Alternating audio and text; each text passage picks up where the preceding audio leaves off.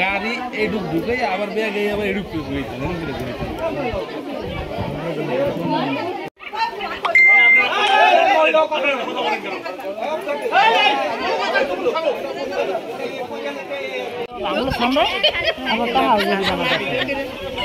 একটা বড় কত বড় ধরনের ঘটনা চিনতে পারছেন? আমার নাম মোহাম্মদ হালান সর্দার। এই মেয়েটা, মেয়ের নাম কি? এই মেয়ের নাম হলো লামিয়া। তার বাবার এই লামিয়ার বাবার নাম হলো রেজাউল আকন। মেয়ের বয়স 2 বছর হয়েছে, মেয়ে সাইডা দিয়েছে। 2 বছরের পরে মেয়ে আমার শাশুড়ি আর আমি পালতে আছি। আমার শাশুড়িদার রয়েছে, আমি ঢাকা ছিলাম, আমার শাশুড়িদার রয়েছে। হেয়ার পর লামিয়ারে লইয়া আমি খাওয়াই রাখছি। হেয়ার পর আমি 4 বছর ধরে বাচ্চা আছি। আমি 4 বছর ধরে মেয়ের আমি খাওয়াইতে আছি। খোর পোশাক কাপড় চুপড় যাবতীয় যা লাগে আমি দিয়ে রাখতে আছি। আচ্ছা, এখন বিয়ে দিতেছেন, এই মেয়ের বয়স কত? এই মেয়ের বয়স 15 বছর।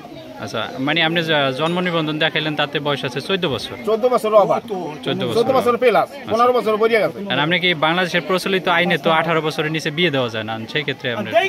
আচ্ছা, 18 বছর ক্ষেত্রে আমি দিব না, আমি 18 বছরই দিব। এই 18 বছর তুলি এই মেয়ে যদি কোনো অঘটন ঘটে বা যে কোনো একটা পোলার সাথে বা যে কোনো একটা অঘটন ঘটে, একবার ঘটাইছে, এটা আমি দামা চাপা দিয়ে মাটি দিয়ে চাপা দিয়ে রাখছি। আর আমি চাপা দিয়ে রাখবো না। যদি অঘটন ঘটে তাহলে এটা দায়িত্ব সব সরকারের আইনে নিতে হইব।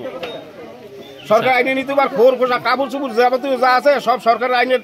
আমার এই 14 বছর 15 বছর আমি পালছি ইয়া। আর এই যে সাউন্ড যা পারবো সরকার দিয়ে তার দিতে হইব। আচ্ছা, এই যে মেয়ে বিয়ে দিতে যে এখন আমার 30-40 হাজার টাকা, আমি 40 হাজার টাকা খরচা করতেছি, এইটাও দিয়ে দিতে হইব। আচ্ছা, মেয়ে বিয়ে দিতেছে, যে জামাই কি করে? জামাই ঢাকা চাকরি করে, সুতার মেলে। তার বয়স কত? তার বয়স কি আমাদের রাখছি আমি কি মানে এটা আপনি এটা আছে না, যেমন মানে 28 বছর বা 30 বছর হইব।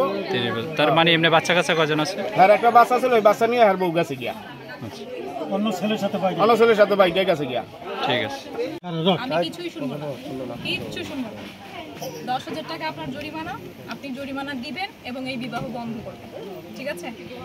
ভবিষ্যতে যদি শুনি যে এই বিয়েটা পরে আমরা চলে যাওয়ার পরে জোর করে দিছেন, আপনাকে জেলে নিয়ে যাবো। আমরা যা করি আমরা তা করি না, আমার কোনো আপত্তি নেই।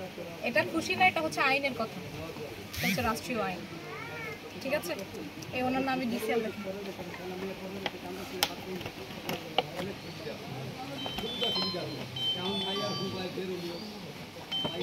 মেয়ের আর কোনো গার্জিয়ান আছে? মেয়ের ওই যে সমিতির হাটের পাশে। হ্যাঁ হ্যাঁ, বলেন। এখানে আসলো কি করে? না না, আমি বাইছি। আপনি দেখাশোনা করতে পারেন না?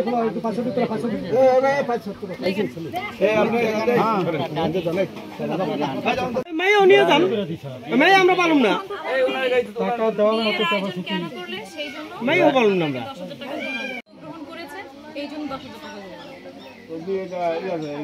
আমি যে বাল্য বিবাহ কি লেখা করলাম বা কি হইলো বা কি, এটা তো আপনি তো স্বীকারই করছেন যে আপনি বাল্য বিবাহ দিচ্ছিলেন।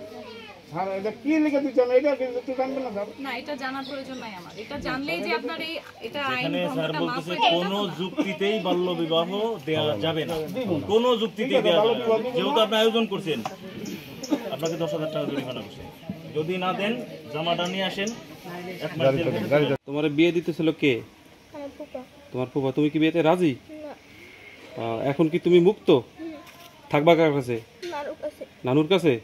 আচ্ছা, নানু যদি কোনো প্রকার তোমার অযত্ন করে সেটা তুমি আবার বলবো আমাদের কাছে। আচ্ছা, এখন তুমি ওখান থেকে আইসা খুশি? মানে বিয়েতে তুমি রাজি ছিল না?